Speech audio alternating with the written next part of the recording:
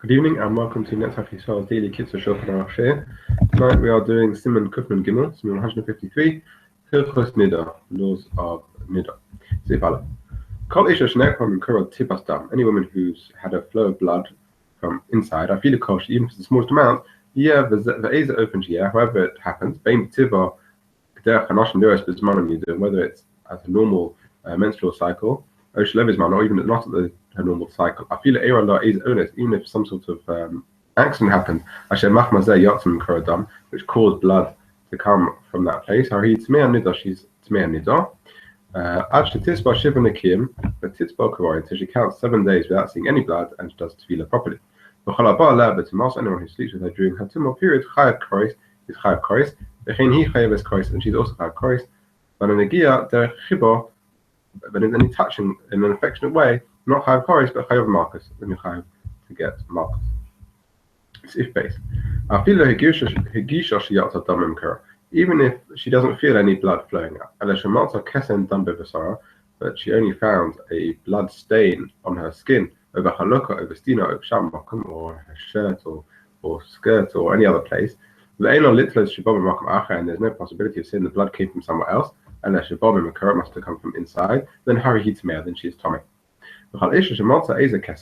Any woman who finds a stain, even if it's not really properly red, but it's not white either, she has to ask an expert. There's lots of different rulings depending on the size of the stain.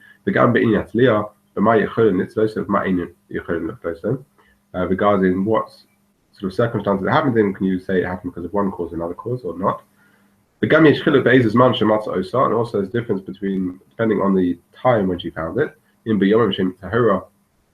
whether it was during the days when she is tahar, or maybe the first days of the 7 days when she's not supposed to see any blood. So therefore you have to ask an expert who will know all the different possibilities. A woman who feels some sort of flow, even if she checks straight away, she doesn't find anything, she's still nevertheless Tomei. But if she checked and she found that in fact there's some white stain there and there's no red mixed into it at all, then then she remains tar. In the pasuk it says about Isha b'nidas to masalos sikrav. You should not draw near to a woman when she's Tomei Nida. Since it uses the expression of you should not draw near, we understand that any sort of drawing near is forbidden. Meaning things you shouldn't joke together, and you shouldn't act in a light-headed way with her, even words, because those things can bring them to an avera. But nevertheless, he's allowed to be alone with her, since they've already been together. She'll be committed to him after she's done tefillah. Then we don't worry that his desires will overpower him. I'm not worried that he might be together with her while it's forbidden. I feel he shouldn't touch her, even the smallest finger. And he shouldn't pass anything from his hand to her hand. I feel Aruch, even if it's a long thing. He shouldn't take something from her hand. Simply throwing things from her hand to him or his to hers is also forbidden.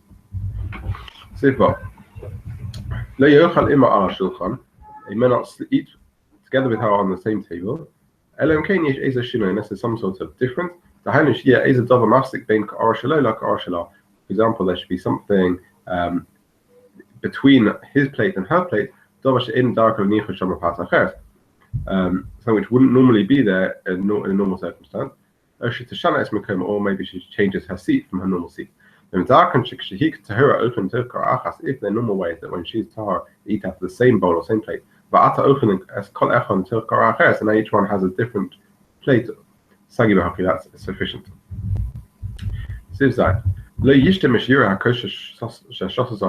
He shouldn't drink from whatever's left in the cup which he's already drunk from. Let's say someone else drank in between them, Aruch was poured into a new cup. then sorry, then it's permitted. But if she drank, and let's say he didn't know that she drank from that cup, and he wants to drink from the same cup, then she doesn't have to tell him that she drank from it, and he can drink from it without knowing. And he materes lishtos mishure kos shelo. She is permitted to drink from but to the death from his cup. Some say that shame she'asa lishtos mishure kos shelo kach asa lecha mishure ma'achos shelo. Some say that in the same way as he's not allowed to drink her leftover drink from her cup, he's also not allowed to eat any food that she's left over on a plate. Sifches. They shouldn't sleep with her in the same bed. Even if it's not a bed that's set aside for her. Even if they're fully clothed, they're not actually touching each other. And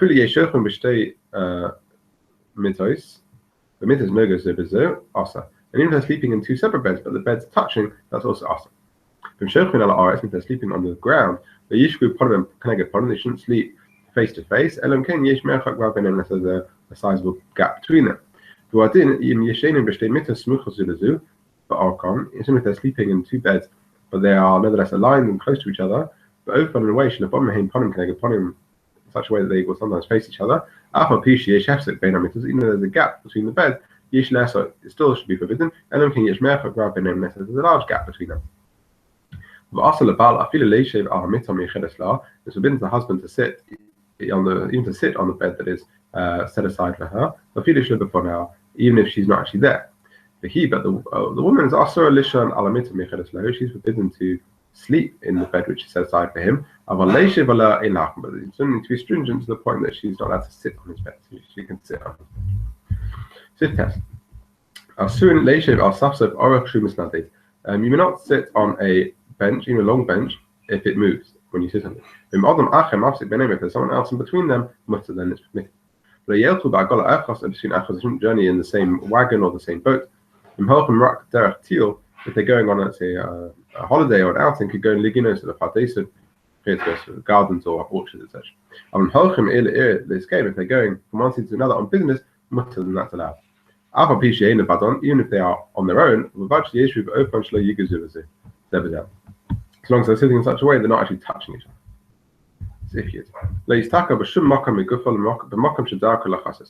While she's in Nida, he may not look at any place on her body which would normally be covered. But the parts of her body which are normally uncovered, then he is allowed to look. Even if he's actually driving, even though he's deriving benefit from looking at it. Also, he may not smell any sort of spices, perfumes that are normally she's set aside for her use.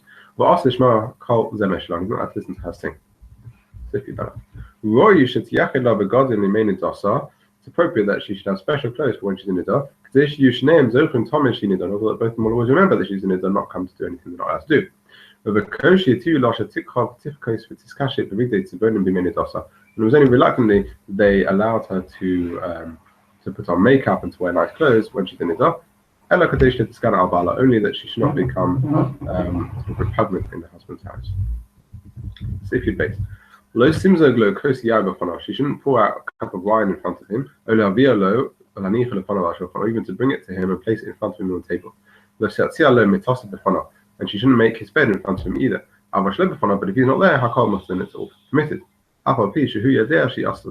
Even though he knows, of course, that she did it. And she's not allowed to draw water for him to wash his face with hands and his feet, even if it's cold water. So if you're the good one. In the same way that she is not allowed to pour him a cup, so he's also not allowed to pour her a cup. Not only that, even to send a cup of wine, which is specifically for her, to her, that's also awesome. So if you tell if he's ill, and there's no one else besides his wife to look after him, and she's in Nida, then she can look after him with things that, the only touching is with something in between. Even if the touching that's required is enough, is to stand him up, to lie him down, or to support him in some way. She should be very careful not to wash his face or his hands or feet, but not to make the bed in front of him. If his wife is ill, also the the husband's not allowed to look after her. I feel a blending if there's no touching involved. And then came B'shas Dochak Gadol, unless there's a very extreme emergency situation, where he cannot find anyone else to look after her. If the husband is a doctor, there's no one else is a doctor is equally competent. He can touch, he can even take her pulse, for example. This is not doing it in any way, in an affectionate or desiring way. All these distances and measures that we've mentioned to keep them apart. You have to be careful with them even when she's in her white period. That means during the time when she's counting 7 clean days. And even after that, she has delayed going to doing Tevila at the right time. Then they're still forbidden all these things which we mentioned until she has done Tevila. Isham Nida, a woman who is in Nida, may read also in the days when she's still seeing the blood before the days of Nibuna, for her white period. Then the custom was that the women would not go to the shul and they wouldn't daven. Only on Yom HaNoraim, the Hanim, we had mission to the Slichos Alalon from the first day of Slichos onwards. Where lots of people got together in the shul. And she'll be very distressed if she's not allowed to go. She's allowed to go and daven. Similarly, she's marrying off her son or her daughter, or she's just had a baby, she gives where it's her time to go to shul after the baby was born. But similar situations, then it was always permitted. Okay, have a good evening.